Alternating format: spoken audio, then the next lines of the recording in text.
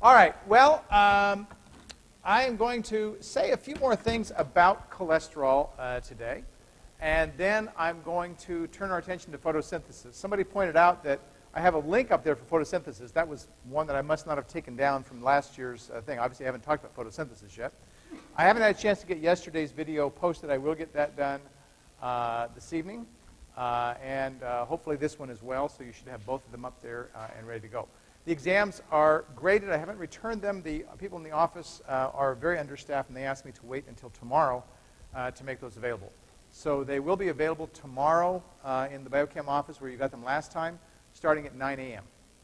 So 9 a.m. in the morning, they'll be available there. Okay?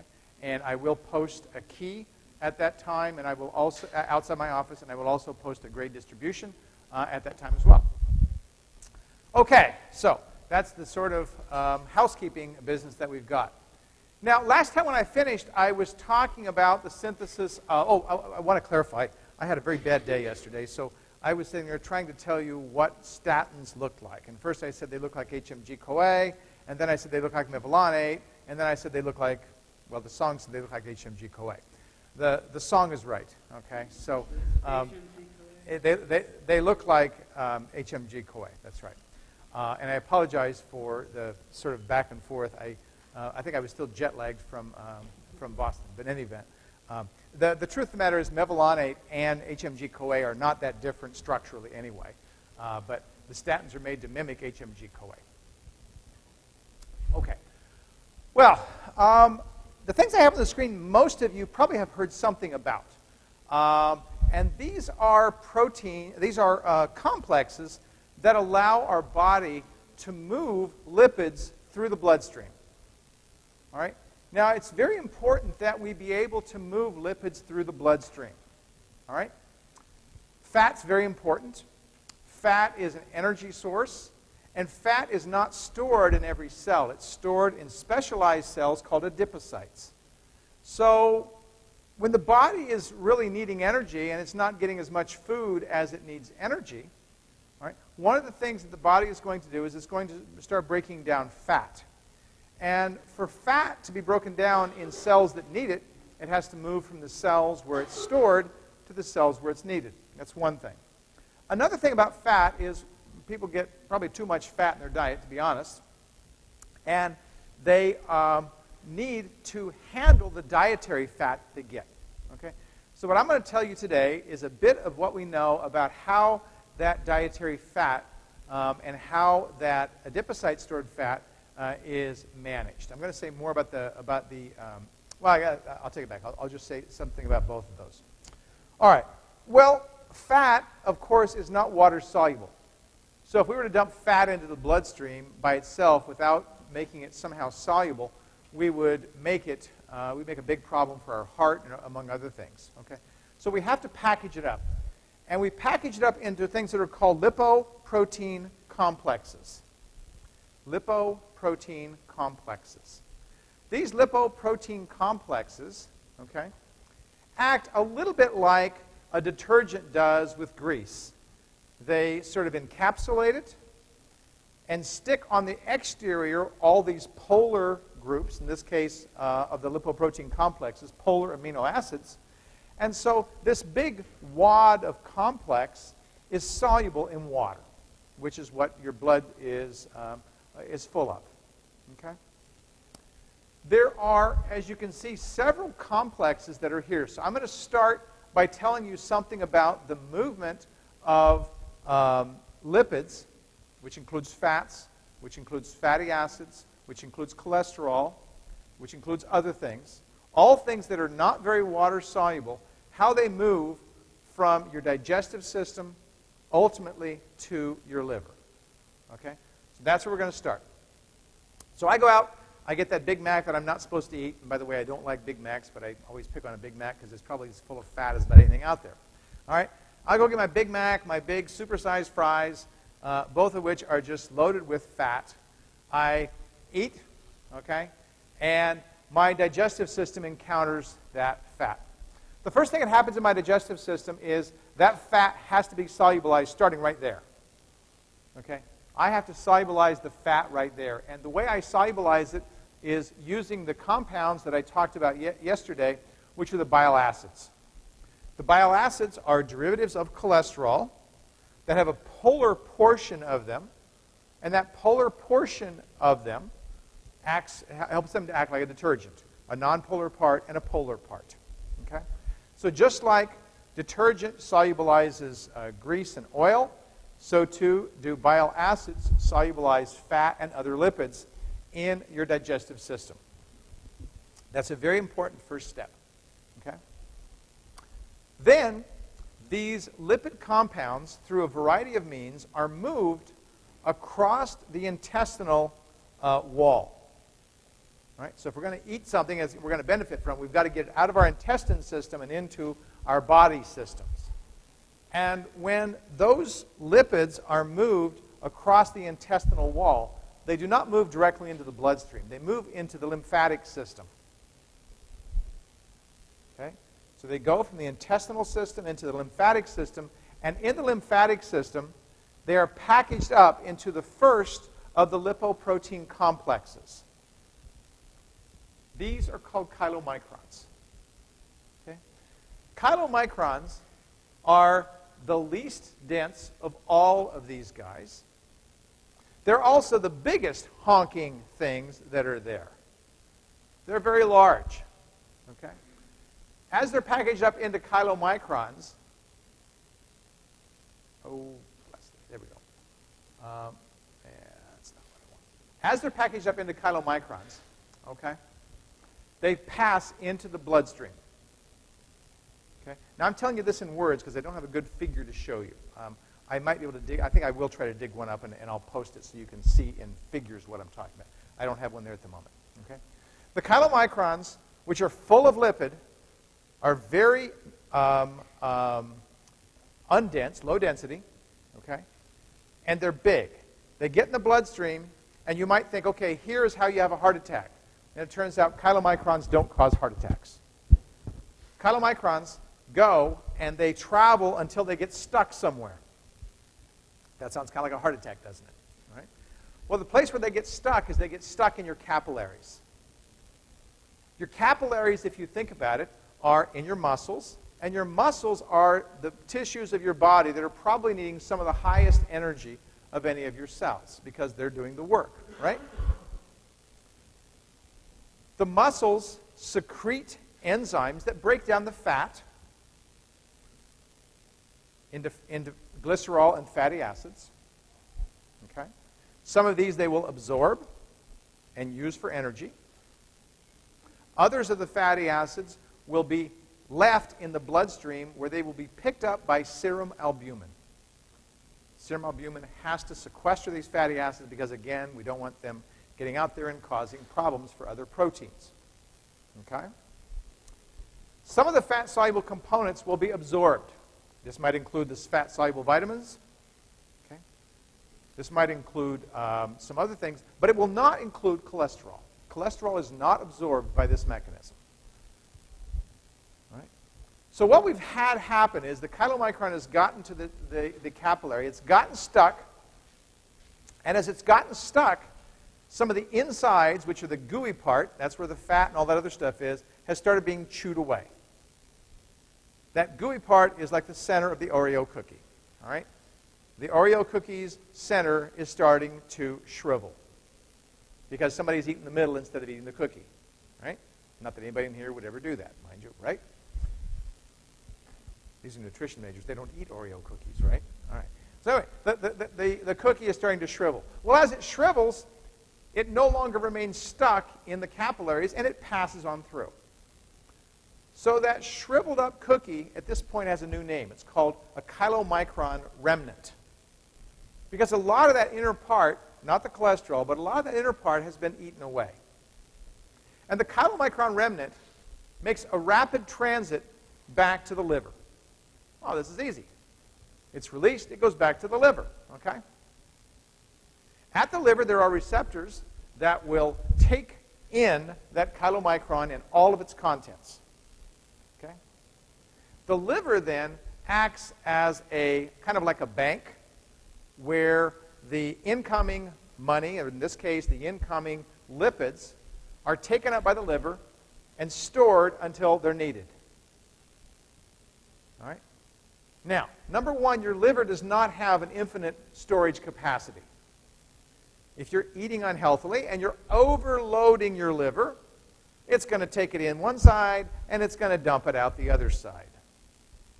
That becomes a factor with respect to cholesterol. Everybody with me? So one of the things that the doctor is trying to do is trying to monitor your diet, trying to get you so that you're not overloading your liver with a variety of things.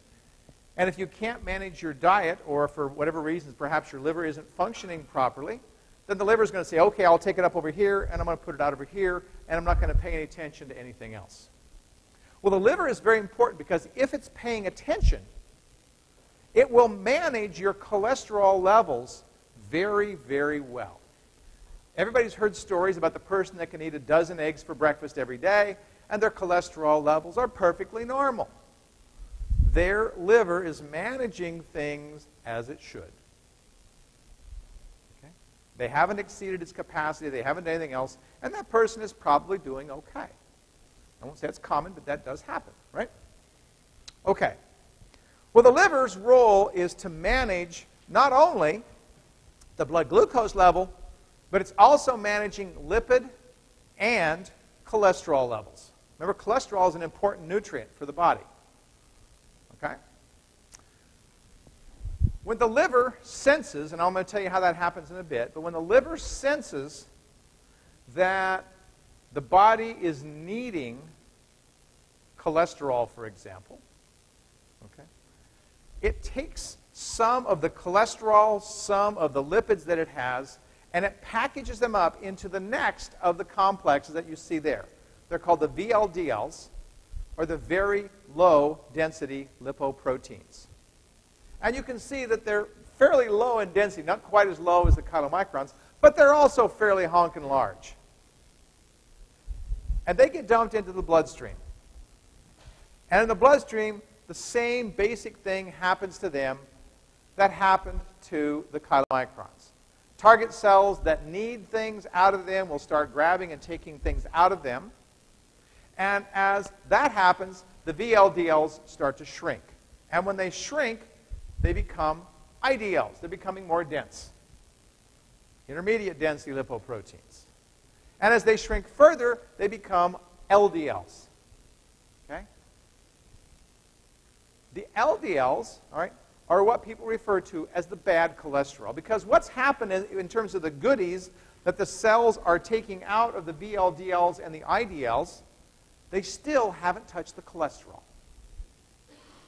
The cells are taking the things that they want. They take the fat, they take the fat-soluble vitamins, all right, but they're not taking the cholesterol. So what's happening is, as we've gone from here to here to here to here, is the cholesterol concentration has been increasing.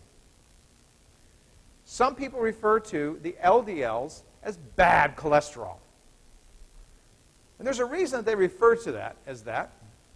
It's not just the fact that it has the most cholesterol in it, but it turns out it's the LDLs that are associated with the formation of atherosclerotic plaques. These are the things that cause heart attacks. These are the things that plug up and cause strokes. How does that happen? Well, it turns out that LDLs, first of all, they're full of cholesterol. LDLs are fairly easily damaged by oxidation. When they get damaged by oxidation, they don't look right. They may get stuck to the wall of an artery. They may appear odd to the cell, or to the body. And when the body has something in it that appears odd, it attacks it. And so the body attacks this damaged LDL with something called macrophages. And the macrophages literally sequester that LDL, if it isn't already sequestered, right to the place where it catches it. And then a whole bunch of them swarm in. And the immune system is attacking this damaged LDL. Well, this causes a big mess at that point. Okay? You can actually see it. It's called a foam cell, because this thing is very foamy. And if it continues to get worse, that foam cell appearance will turn into a plaque. The higher the LDL levels are in a person, the more likely atherosclerotic plaques will form. So one of the numbers when your doctor does cholesterol checking, first thing that they will look at is, what's your LDL level? If your LDL levels are high, they're going to start talking about diet, they're going to start talking about medication. Two things that they're going to be very concerned about. Okay? Well, LDLs aren't the end point. LDLs do not turn into HDLs. HDLs get made in other ways. Yes, Jane? VLDLs and IDLs don't really cause this problem. They don't have the same problems that LDLs do. You don't want to have too much, but I mean, they're not associated with the problem as much as the LDLs are. Okay? LDLs really are the end of the line for this round of travel in the body. Because what will happen is, if the LDL doesn't get oxidized and it doesn't get damaged, which is what happens 99% of the time, that is, 99% of the time it doesn't get damaged, it goes back to the liver, and the liver has a receptor on it that will bind to the... Oh, by the way, I should also mention, I should back up. I'm not done yet. I haven't told you what the LDL does. Right? The LDL, cells that need cholesterol, will have a receptor on their surface, and they will grab the LDL, and they will swallow it up. They literally swallow it up. I actually showed you or mentioned it earlier very briefly in class. It's called receptor-mediated endocytosis. That's the process of taking up that LDL by a cell. They actually swallow the thing whole.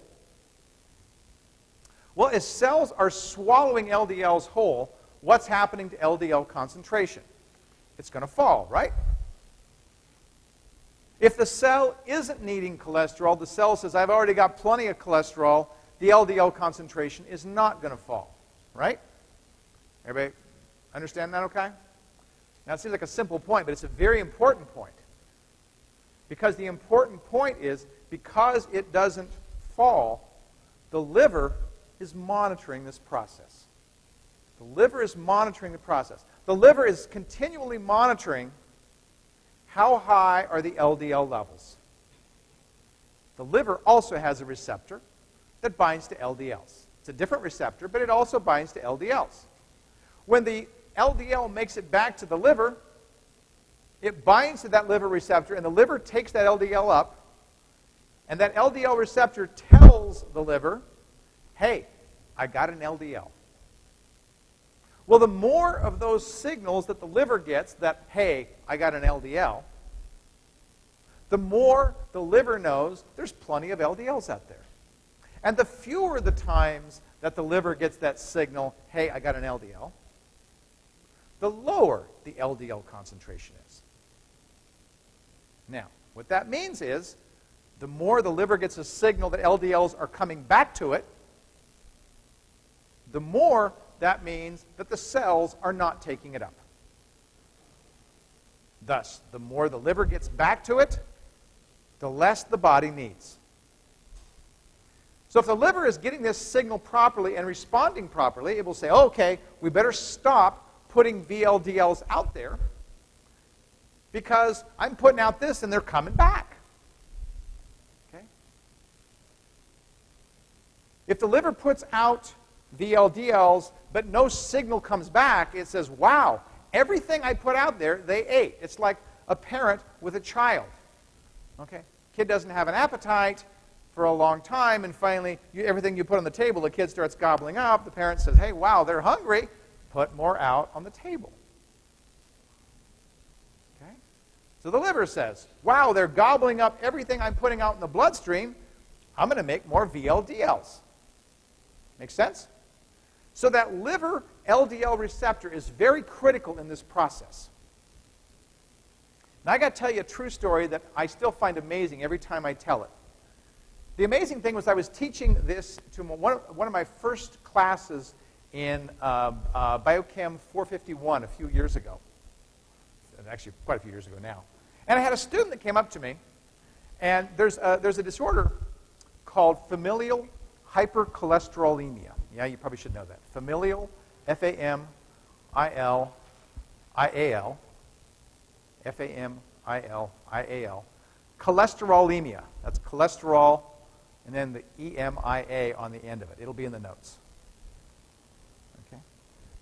Familial hypercholesterolemia is a disease where, it's a genetic disease, where people lack functional LDL receptors in their liver. They lack functional LDL receptors in their liver. Now, based on what I've just told you, I'd like you to think about what would happen to a person who didn't have functional LDL receptors on their liver. The liver sends out VLDLs. They get broken down into LDLs. They come back to the liver, but they can't bind to it. What's going to happen? Right. The liver isn't going to know. The liver's going to say, wow, I'm putting all this stuff out here, but nothing's coming back. I'm going to put more out here. Okay? It's a disease that usually, at least used to be, fatal by the time a person was 10 years old because they would die of a heart attack. Okay? So anyway, to get back to my story, I had this student comes up to me after class, and I'm talking about familial hypercholesterolemia, and she says, oh, my kid's got that. And I said, no way. No way your kid's got that. No, she said, I'm pretty sure that's what the doctor said. I said, well, first of all, there's a handful of people in the entire country who have it. Maybe 10 or 12 people. Okay? And their life expectancy is 10 years old. I said, I really don't think She said, no, I'm pretty sure that's what he's got. So she brings me in the next day photographs of this kid. And this kid has on his knees these great big, they look like warts is what they look like. Okay? They're not warts. They're pockets of LDLs. Okay? I'm not kidding. Okay? And I said, what is that? And so she tells me this, and I'm still a little skeptical. So then she's gone back, and she pulls out some more information. And she tells me that, and if anybody has ever had cholesterol measured, a cholesterol reading that's about 200 in your blood is considered a place where they start worrying a little bit and they start thinking about maybe you should get on medication. Okay? About 200. She discovered these warts, these things on her kid's knee, and she takes it to the doctor, and they go from doctor to doctor to doctor, and finally some doctor says, he's got hypercholesterolemia. He had hypercholesterolemia because they checked his blood cholesterol, and the reading was over 700. 700. Now, fortunately, this happened to him when he was about 5 years old. Okay? And fortunately, it happened to him after the statins had been invented. The statins are relatively new. They're anti-cholesterol drugs. They lower cholesterol. They immediately put this kid on statins and a couple of other things to help reduce the cholesterol level. And after intense treatment, they've got his cholesterol level down to about 200. Okay? So the remarkable thing is that A, drugs work. All right? B, that this kid's going to live a fairly normal life as a result of it. And if he'd been born probably 5 years earlier, he would have been dead because the statins themselves hadn't been invented. But actually had hypercholesterolemia. Okay. So you can imagine the importance of your receptor. Now, as I said, if you overload the liver says, hey, you want me to eat, you're eating again, right? You're eating again, and I've got to deal with this fat that's coming in, all right? Your liver says, sorry, I've got to put more VLDLs out. I don't care what the signals are. Right? So that's why diet's important thinking about cholesterol. The last thing I'll talk about up here are the HDLs. The HDLs are what your doctor will call good cholesterol. And I won't go into how the HDLs are made. It's kind of complicated. But the HDLs are associated with mopping up cholesterol, damaged LDLs, and other problems that are in your bloodstream. If your HDL levels are high, your doctor is going to be happy. Okay? It's the one level that the doctor is going to be happy with if the HDL levels are high. All right? What affects HDLs? All right? Well, one way to get your HDLs up is exercise. That's why I jog. I jog because I like to jog. But jogging, running, exercising fairly intensely is very good for upping your HDL levels. It's also good for lowering your LDL levels. Okay? Smoking is really awful for your HDL levels. Really awful for your HDL levels. In addition, smoking has several other things associated with it that are problematic. One is smoking is a great way to increase the number of reactive oxygen species in your bloodstream, and it's those reactive oxygen species that are likely oxidizing the LDLs. Again, a link to why smoking is a problem for things like heart attack and stroke. Okay. Clear as mud? Yes?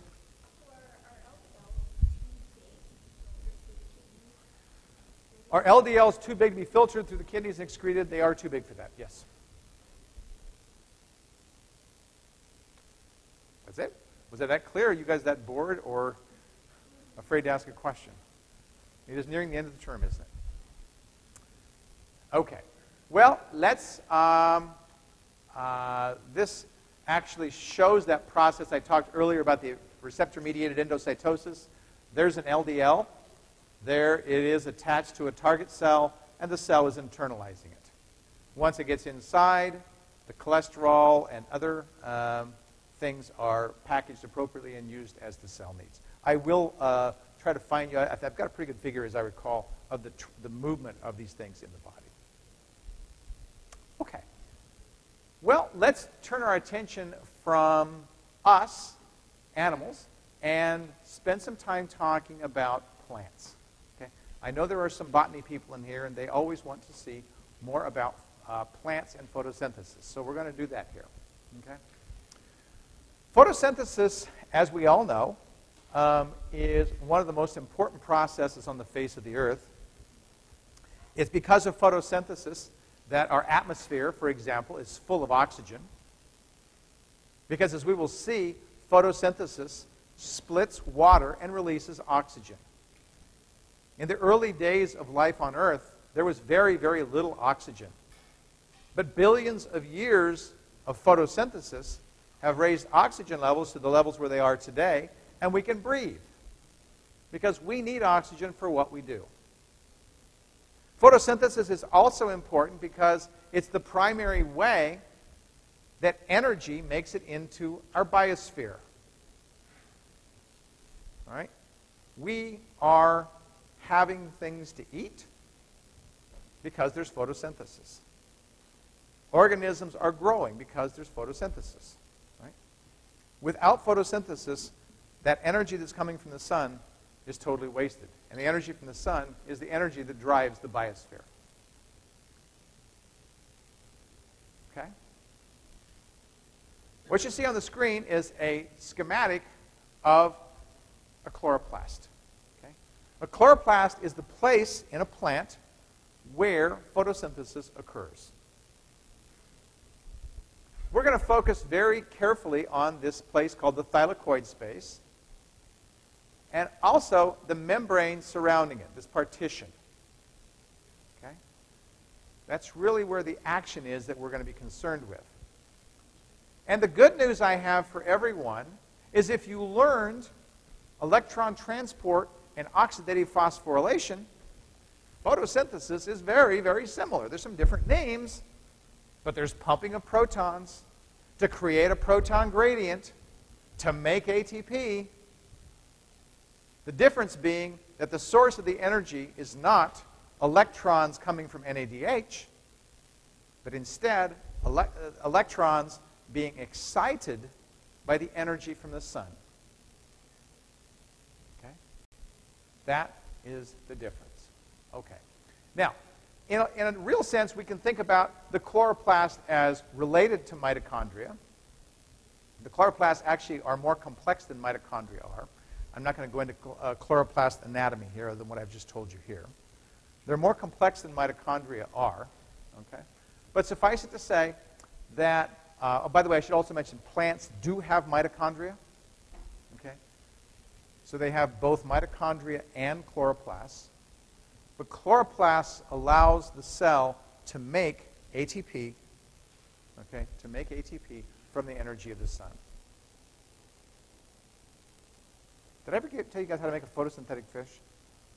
Did I tell you that story? You want a story? Oh, yeah. You guys are ready for a story. Okay, you can put your pens down. All right. I showed you how a mitochondrion worked, right? Mitochondrion works by pumping protons out to create a proton gradient, and those protons come back in through complex 5 to make ATP. Okay? I told you earlier in the term about an interesting protein called bacteria rhodopsin. Does anybody remember the bacteria rhodopsin?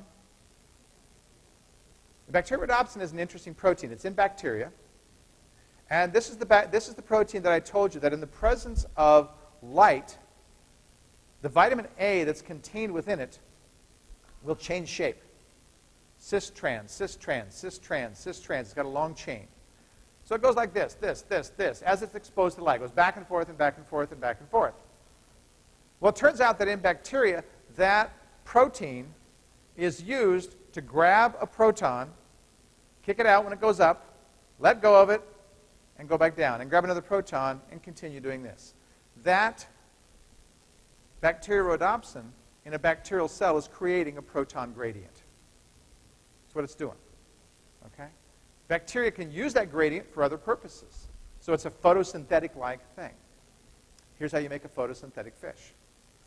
You take bacteria rhodopsin, you put the gene for it into a nice one of those little aquarium fish that's totally transparent that you can see through, so that light can go through it. And what happens, that bacteria rhodopsin, when you shine light on it in that fish's mitochondrion, is going to do what? It's going to pump protons out of the mitochondrion and create a proton gradient. But guess what? You didn't have to use any oxidation to make that proton gradient. You didn't have to eat any food to make that proton gradient. That fish is going to have an energy source that's coming from the sun. Okay? Now, you might think I'm crazy, which I am. Okay? But I've talked to several people who know mitochondria, and they say, you know, I think it would work. The only concern that they've raised for it was the fact that if you do this, all right, you might very well burn the fish up. All right, I still have a strategy here. You got to hear me out, okay? Because it's just pumping. You have a sort of control built into this when you have your cells. You've seen the respiratory control that I talked about that won't let something go too far. Okay? This might burn the mitochondria of the fish up. So the answer to this then is to keep the fish in low light, and you control how much light it gets. The beauty of this is the fish will be making its own energy. You won't have to feed the fish anything except the carbon necessary to make things. So I think if you do it right, you've got the cheapest way to make protein on the face of the earth. All right? So I want whoever does this to give me a percentage of what you get. Okay? I've told this story on the internet many times. I've actually had people contact me about, hey, I'm going to try that. Okay, good, try it. I hope it works. But I want a percentage. You got that? Okay. All right. That's my photosynthetic fish. All right. Blah, blah.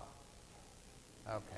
Chlorophyll, of course, is the component of the chloroplast that's involved in the capture of that energy in light. Okay? And if you look at the structure of chlorophyll, what you discover is it's almost identical to the structure of hemoglobin. Almost identical. Did Dr. McFadden show you the heme part? Okay. So the heme looks almost exactly like this, but in the center, instead of having magnesium, the heme part of hemoglobin has iron. So chlorophyll differs in having magnesium at that point. You'll see that chlorophyll has a long nonpolar tail sticking off of it, and that long nonpolar tail allows it to be embedded in membranes. Okay? So here's this guy here. It's going to capture energy. We'll see how it captures that energy in just a little bit, but that's what it does. Okay. This depicts something odd and unusual about how these are centers of capture of energy within a chloroplast. And it turns out that a photon of light can excite a specific center of energy, and that energy can be moved along in a fairly complex manner to a place called a reaction center. Okay? We're not going to really focus too much on the reaction center, but I want you to be aware of the fact that that energy is captured and then it's sort of moved in a circuit-like manner through the chloroplast. This depicts what happens at the molecular level in photosynthesis. So I'm going to take you through this. One of the things I will tell you is that most of the names you're not going to need to know. The process you should know. And where there are names that you need to know, I will tell you that you need to know them. Okay? Okay. The process starts in something called Photosystem 2. It doesn't start in Photosystem 1. What that tells you is they discovered Photosystem 1 before they discovered Photosystem 2. All right? So the process starts in Photosystem 2. Within Photosystem 2, a photon of light, all right, a photon of light hits a center, and this will be a reactive center at some point. Right? Hits, and a reactive center experiences this excitement of energy that comes from the photon. Photons carry energy, and that excitement of energy excites two electrons to leave the photosystem, okay, and get excited up to a higher level. That's what's happening here. They're excited up to a higher level. Now I'm going to come back and talk about this over here in a minute. Okay? These excited electrons pass very much like they were in the electron transport system. There are a series of molecules and proteins that carry those electrons, and yes, they're in these membranes of the chloroplast. Okay? The proteins and molecules, not all of them are proteins. Plastic quinone is not a protein, for example. All right? These proteins and molecules are carrying and passing electrons from one to the next, to the next, to the next, to the next. Okay? This electron transport chain that's going here works just like the electron transport chain in your mitochondria, with one major exception. Protons get pumped just like in the mitochondrion, but instead of being pumped out of the chloroplast, instead of being pumped out of that thylakoid space, they're getting pumped in. Now, at first, that might seem like, whoa, why? And the answer is it doesn't matter. It doesn't matter because a proton gradient is a proton gradient. More inside than outside means now the protons want to go out. That's all it means. All right? So protons want to move from a higher concentration to a lower concentration. There's a pressure as a result of that, and they're moving out of that space. As they travel through something almost identical to complex 5. Almost identical to complex 5. And when they do that, this little turbine that you saw before spins and makes ATP. We've made ATP. We're not done, okay? And by the way, we're in the process. There are two phases to photosynthesis, something called the light phase and the dark phase. We're in the light phase because, obviously, light is required for this phase to go. The dark phase does not require dark. It's called the dark phase because it can occur in the dark, but it doesn't require dark. Okay? Well, we've got to account for these electrons. We've made ATP, but these electrons are traveling along this membrane, and they get to something called Photosystem 1. And at Photosystem 1, the same thing happens that happened at Photosystem 2. Electrons get excited again. It's in a different complex. All right? But the electrons get excited again, and they now pass through membrane-bound iron-sulfur proteins, just like we saw again earlier. They're moving, they're moving, they're moving. We've got to get those electrons somewhere. In electron transport, the electrons ended up in oxygen and made water. In the light reactions of photosynthesis, the electrons bind to NADP and make NADPH.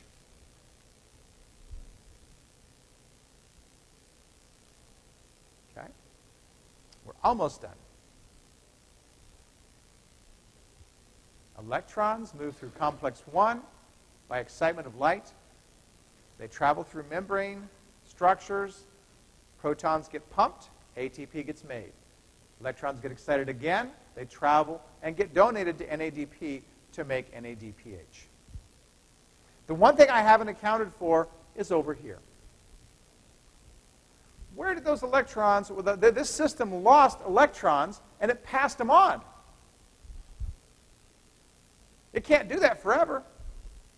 It's got to replace those electrons. So this P680 right here is electron deficient. It's electron deficient. What does it do? Well, P680 is pretty much a bully. P680 will take electrons away from another molecule.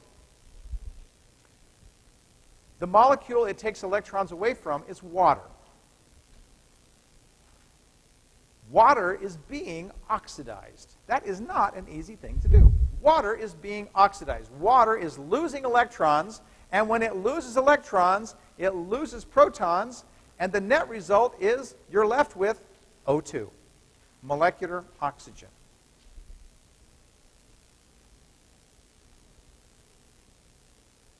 So the light reactions of photosynthesis generate oxygen, they generate ATP, and they produce NADPH. Now, you probably are still absorbing all of what's here. Maybe I should stop for a minute. You're absorbing all of what's here. I'm going to show you something that's kind of cool in a second. Questions about what I've said? I've got to wait for the 30-second rule now, right? I'll look at the clock up there. Let people have a few seconds to think about that.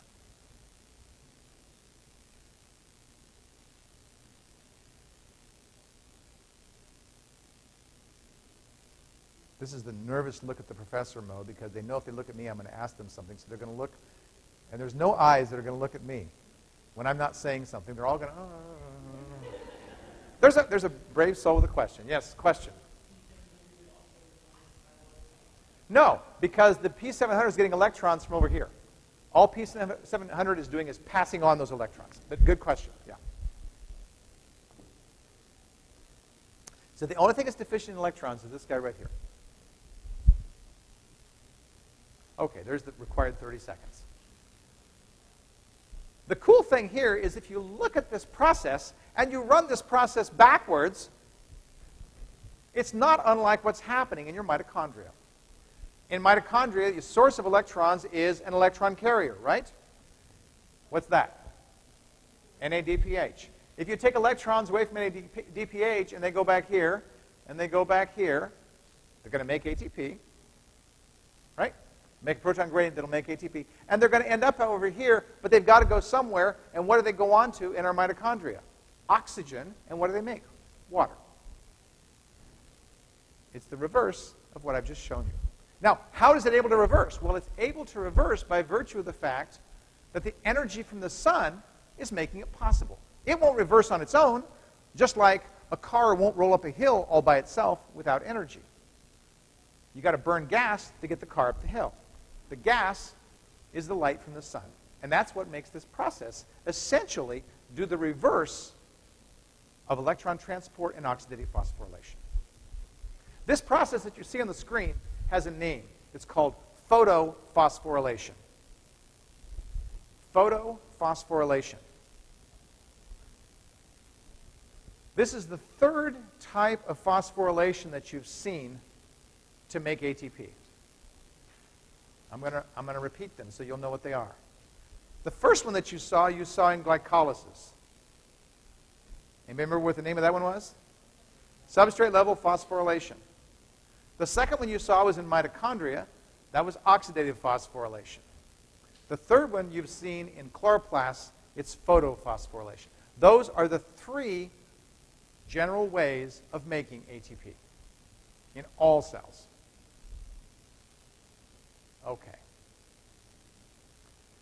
And let's see. Here's some of the complex. Here's a membrane view of the same thing. Okay, blah, blah, blah, blah, blah, blah, blah. Here's photosystem 2. There's protons being pumped in. This is outside. This is inside. A lot of abbreviations and initials. You notice I didn't give you any names other than photosystem 1 and photosystem 2. You need to know that this thing has a complex 5-like thing. And if you want to call it complex 5, that's fine by me. Okay? And that goes along there. Here are some of those electron-carrying molecules that are part of that chain that I showed you before. There's plastoquinone. Notice the long nonpolar chain, again, allowing it to be embedded in a membrane. Here's some of the other quinones. And they all have a similar structure. These guys are able to accept and donate electrons. That's the bottom line of what they're able to do. Okay? Now, I'm not going to talk about cyclic phosphorylation today, so I will spare you that. It's actually a very interesting story, and I'll talk about that tomorrow. But I do have a song that covers this. I think we haven't covered all the things in the song, but maybe this will give you a good heads up on what we're going to talk about tomorrow. It goes as follows.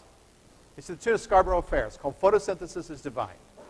Photosynthesis is divine, fixing carbon using sunshine. It's thanks to plants that we've got a prayer. They pull CO2 from the air, reaping energy from the sun. It's efficient, second to none. You grab the photons almost at will. Protoporphyrin chlorophyll. Light reactions of system 2. Split up water making O2. Electrons pass through schemes labeled Z. Popping protons gradiently. ATPs made due to a shift of the protons spinning quite swift. An enzyme turbine cellular maze, you know as ATP synthase. Carbons fixed onto a substrate, ribulose 1,5-bisphosphate.